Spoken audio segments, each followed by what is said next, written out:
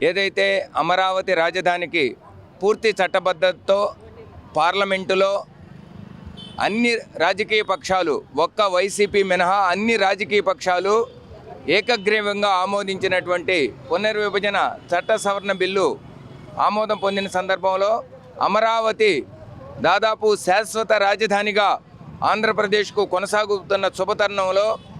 మాకు ఏ ఆపద వచ్చినా ఏ కష్టం వచ్చినా మా మొర ఆలకింపజేయడానికి మేము వచ్చేది ఆ ముగ్గురమ్మల మూలపుటంబ అయినటువంటి ఆ కనకదుర్గమ్మ తల్లి దగ్గరికి. మేము ఉద్యమ సమయంలో కూడా పోలీసులు లాఠీలతో మా మీద విలయతాండం చేస్తున్నప్పుడు, అనేక ఇబ్బందులు పడుతున్నప్పుడు, మానసిక వ్యధకు గురవుతున్నప్పుడు దాని నుండి ఉపశమనం పొందడానికి ఆ తల్లి దగ్గరకు వచ్చి మా మొర తెలిపాం. అదేవిధంగా ఆ అమ్మ ఆశీస్సులతో ఏదైతే హైకోర్టుల్లో కూడా ఆ రోజు మాకు స్పష్టమైనటువంటి తీర్పు రావడం, ఆ తదుపరి ఎవరైతే అమరావతి రాజధాని విధ్వంసకారులైనటువంటి వాళ్ళని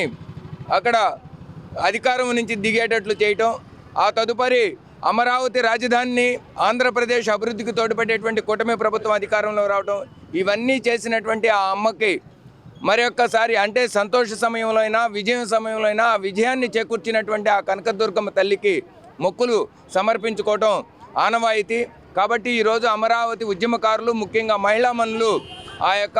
అమ్మకి సారిని సమర్పించేటువంటి క్రమంలో ఈరోజు పెద్ద ఎత్తున తరలి వెళ్ళి ఆమెను దర్శించి ఆమెకి కృతజ్ఞతాపూర్వకంగా ఆమె మా అందు చల్లని చూపు ఇలానే కొనసాగాలని, అమరావతి రాజధాని ఒక ప్రపంచ స్థాయి రాజధానిగా విరాజిల్లాలని, అమరావతి రాజధాని